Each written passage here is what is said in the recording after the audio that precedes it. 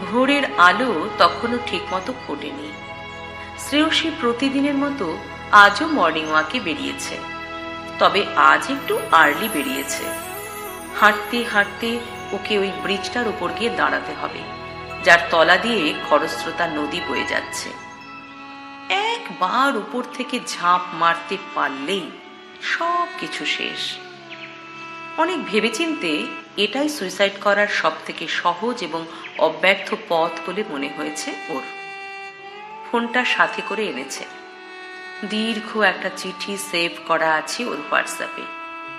ঝাঁপানোর ঠিক আগের মুহূর্তে কয়েকটা মানুষকে সেন্ড করতে হবে। আচমকা এক বৃদ্ধকে দেখে শ্রেয়সী থমকে গেল।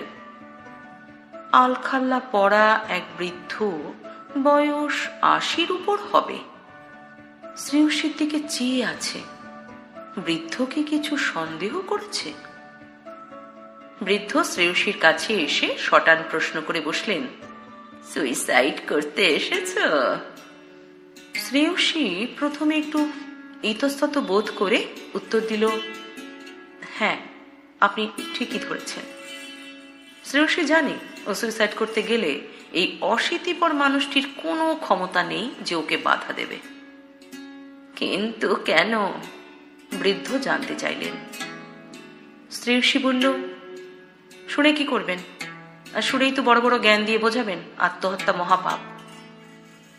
বৃদ্ধ হেসে বললেন, উল্টোটাও তো হতে পারে। মানে তোমার জীবনের হতাশার গল্প শুনে সুইসাইড করার জন্য তোমাকে ইন্সপায়ারও তো করতে পারি। শ্রেয়সী ভ্রু কুঁচকে বৃদ্ধের দিকে এক ঝলক তাকালো, তারপর বলল, আমি প্রতারিত। আমার কাছের মানুষরা আমাকে ইচ্ছে মতো ব্যবহার করেছে তাদের প্রয়োজনে। আমার ইচ্ছে, আমার ডিসিশনের কোনো মূল্য তারা দেয়নি। যার সাথে 10 বছর প্রেম করেছিলাম, সে একটা ভালো মেয়ে পেয়ে আচমকা বিয়ে করে নিল। খুব কষ্ট পেয়েছিলাম।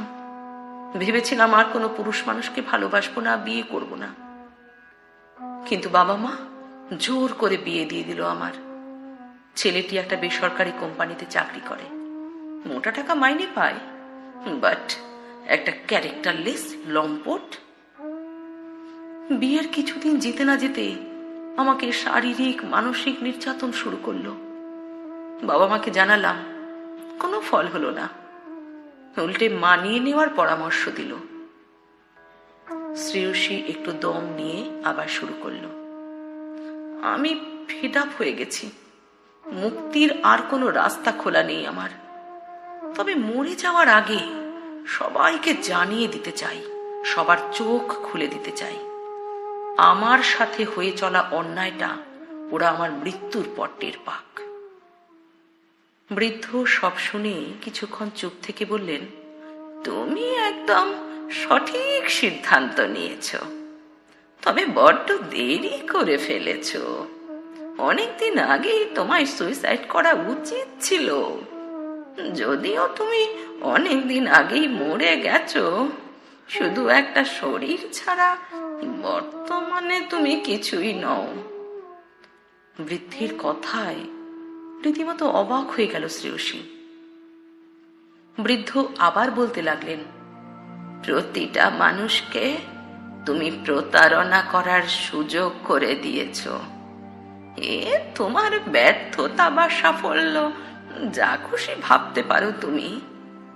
কাছের মানুষ হোক বা দূরের সবাই, দুর্বলদের আঘাত করে তাকে ডমিনেট করে বড্ড আরাম পায়।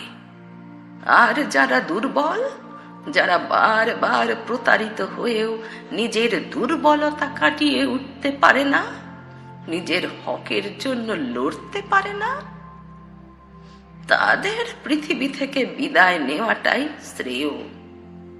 পৃথিবী দুর্বল মানুষদের বাসভূমি নয়। তুমি যদি বেঁচে থাকো, তাহলে তোমার সন্তানও তোমার উপর অন্যায় করবে। শ্রেয়সী বলল, সেই সব মানুষদেরকে শিক্ষা দেওয়ার জন্যই তো আমি আত্মহত্যার পথ বেছে নিয়েছি। আমি চাই আমার মৃত্যুর পর তারা অনুশোচনায় জ্বলে পুড়ে মরুক। বৃদ্ধ বললেন, যাদের দ্বারা তুমি প্রতারিত তারা তোমার অভাব বোধ করবে? মরে যাবার আগে অন্তত এই মিথ্যে নিয়ে পৃথিবী ছেড়ো না।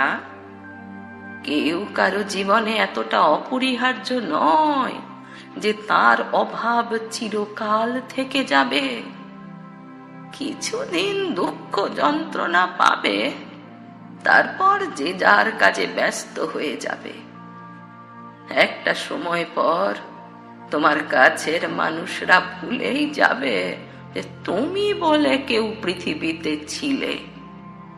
মৃত্যুবার্ষিকী ছাড়া আর কোনো দিন তোমাকে কেউ স্মরণ করবে না। তবে যেটুকু সাহস বুকে নিয়ে তুমি জীবনকে বিসর্জন দেওয়ার সিদ্ধান্ত নিয়েছ, সেই সাহসের 1/1 যদি নিজের হকের জন্য সঞ্চয় করতে পারতে, তাহলে তোমার জীবন হয়তো অন্য খাতে বইতে পারত। বৃদ্ধ শ্রেয়সীর কাছে গিয়ে ফিসফিস করে বললেন, ইনফ্যাক্ট এখনো বইতে পারে। বৃদ্ধ হাঁটা দিলেন। সেই আলো অন্ধকারে বৃদ্ধ ধীরে ধীরে মিলিয়ে গেলেন। পাথরের মতো দাঁড়িয়ে থেকে শ্রেয়সী বৃদ্ধের চলে যাওয়া দেখল। শ্রেয়সী ফোনের বাটনে আঙুল দিয়ে চুপচাপ দাঁড়িয়ে আছে। ওর হাত কাঁপছে, ওর ভয় করছে, মরে যেতে ভয় করছে। ওর বুকে কেউ যেন বেঁচে থাকার সাহস দিয়ে চলে গেল। শক্ত হলো শ্রেয়সী। এবার শরীরটা টান টান করে ফিরে চলল নিজের বাড়ির অভিমুখে। মনে মনে বলল, অনেক লড়াই বাকি থেকে গেছে, অনেক কিছু ফিরিয়ে দেবার আছে।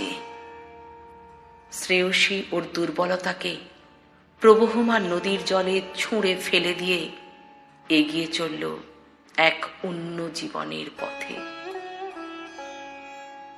সুইসাইড লিখেছেন শান্তু সাহা।